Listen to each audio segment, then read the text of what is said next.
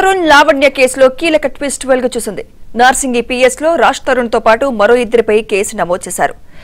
A1 గా Raj Tarun, A2 గా Malvi Malhotra, A3 గా మయాంక్ మల్హోత్రా అని చేర్చారు. 2008లో రాజ్ తరుణ్ తో పరిచయం అయిందని లావణ్య తెలిపింది. 2010లో రాజ్ తరుణ్ ప్రపోజ్ చేశాడని చెప్పింది. 2014 రాజ్ తరుణ్ తనను పెళ్లి చేసుకున్నట్లు వెల్లడించింది. రాజ్ తరుణ్ ను తమ కుటుంబం అన్ని విధాలుగా ఆదుకుందని తెలిపింది. రాజ్ తరుణ్ కు ఇప్పటి వరకు 70 లక్షల రూపాయలు ఇచ్చినట్లు లావణ్య తెలిపింది. ఎమర్జెన్సీ కాల్ వెళ్ళట్లేదు, వచ్చాక నేను ఇస్తాను. Please 2 minutes. ఒక 2 నిమిషాలు మాట్లాడండి. నేను ఎమర్జెన్సీ కాల్ మాట్లాడడానికి వచ్చాను. ప్లీజ్ నేను ఎక్కడికి వెళ్ళట్లేదు, ఒక 2 minutes. ప్లీజ్ కాల్ మాట్లాడాలని చెప్పాను. 2016లో తను గర్భవతి అయినట్లు వెల్లడించింది. 2వ నెలలో తనకు అబార్షన్ జరిగిందని తెలిపింది. హాస్పిటల్ బిల్స్ రాజ్ తరుణే చెల్లించాడని తెలిపింది. తనపై డ్రగ్స్ కేసు ఉందంటూ తప్పుడు ఆరోపణలతో పోలీసులు 45 రోజులు జైల్లో ఉంచారని వెల్లడించింది.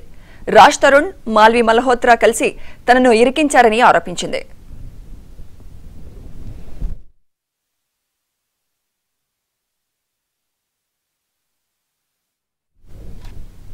ప్రేమ పెళ్లి పేరుతో మోసం చేసినందుకు రాజ్ తరుణ్ పై చర్యలు తీసుకోవాలని లావణ్య ఫిర్యాదు చేసింది. తనను చంపేస్తామని బెదిరించి భయభ్రాంతులకు గురి చేసిన మాల్వితో పాటు ఆమె సోదరుడిపై చర్యలు తీసుకోవాలని ఫిర్యాదులో పేర్కొంది. దీంతో పోలీసులు ముగ్గురిపై ఎఫ్ఐఆర్ నమోదు చేశారు.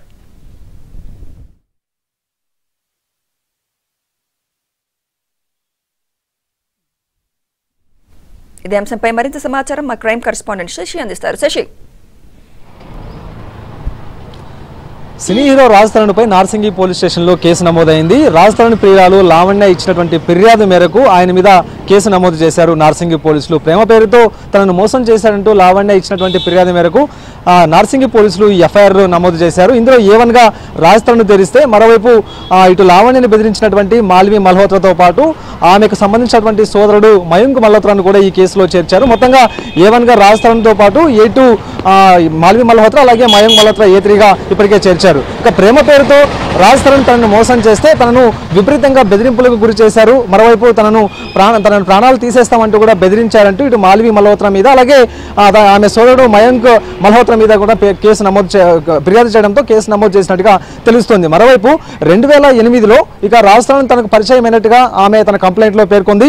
2010లో తనకు ప్రపోజ్ చేశాడంటూ కూడా ఆమె చెప్పింది. మరోవైపు 2014లో తాము ప్రేమ వివాహం చేసుకున్నాము, గచ్చిబౌలిలోని ఒక దేవాలయంలో తాము ప్రేమ వివాహం చేసుకున్నామంటూ కూడా తన ఫిర్యాదులో లావణ్య పేర్కొంది. అయితే పెళ్లి చేసుకున్నప్పటికీ కూడాను పెద్దలు తమ పెళ్లిని అంగీకరించకపోవడంతో తాము సపరేట్గా ఉన్నాం. మరోవైపు 3 నెలల తర్వాత పెద్దలు తమ పెళ్లిని అంగీకరించడంతో తర్వాత వినాయకుడికి సంబంధించినటువంటి పూజ నిర్వహించి అనంతరం ఒక కొత్త ఇంట్లోకి తామంతా కూడా కాపురం పెట్టామంటూ కూడా లావణ్య తన ఫిర్యాదులో పేర్కోవడం కూడా జరిగింది. అయితే 2016లో తాను గర్భం దాల్చానంటూ కూడా లావణ్య చెప్పుకొచ్చింది. అయితే 2 నెలల కాలంలోనే గర్భస్రావం కావడంతో ఆ తర్వాత ఆసుపత్రిలో చికిత్స పొందాను, ఆసుపత్రికి సంబంధించినటువంటి బిల్లులు కూడా రాజ్ తరుణే చెల్లించాడంటూ కూడా ఆమె తన ఫిర్యాదులో పేర్కొంది. అయితే 2018 నుంచి రాజ్ తరుణ్ తన దూరం పెడుతూ వస్తూ ఉన్నాడు, మాల్వి మల్హోత్రాతో తన అక్రమ సంబంధాన్ని కొనసాగిస్తూ వస్తున్నాడు.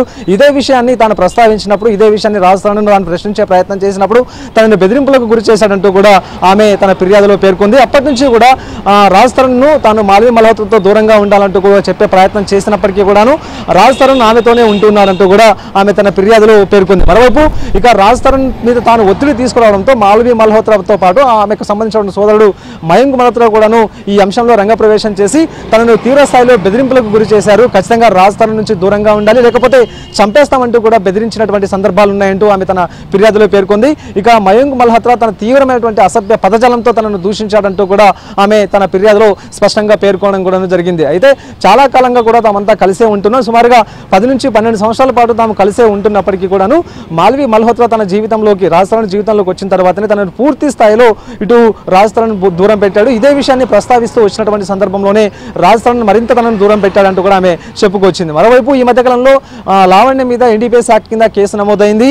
ఆమెతో డ్రగ్స్ దొరికాయంటూ కూడా ఇటు నార్సింగి పోలీసులు ఆమెను అరెస్ట్ చేసి జైలుకు పంపించారు. సుమారుగా 40 రోజులకు పైగా లావణ్య జైల్లోనే ఉంది. అయితే తాను డ్రగ్స్ కేసులో జైలుకు వెళ్ళడానికి కారణం కూడా రాజ్ తరుణ్, ఆ తర్వాత మాల్వి మల్హోత్రా అంటూ కూడా ఆమె ఆరోపిస్తూ ఉంది. వీరిద్దరి వీళ్ళందరూ కూడాను తనను ఈ కేసులో ఇరికించి అకారణంగా జైలుకి పంపించారంటూ కూడా ఆమె చెప్పేటటువంటి ప్రయత్నం అయితే చేసింది. జైలు నుంచి బయటికి వచ్చేటప్పటికి ఇక మాల్వి మల్హోత్రాతోనే రాజస్థాన్ ఉన్నాడు, తన వద్ద అసలు లేడంటూ కూడా ఆమె చెప్పుకొచ్చే ప్రయత్నం అయితే చేసింది. మొత్తానికి ప్రేమ పెళ్లి పేరుతో తనను రాజస్థాన్ మోసం చేశాడు.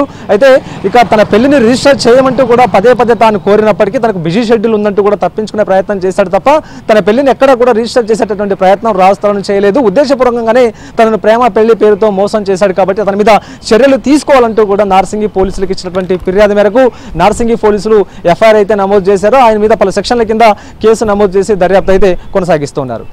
Thank you Shashi.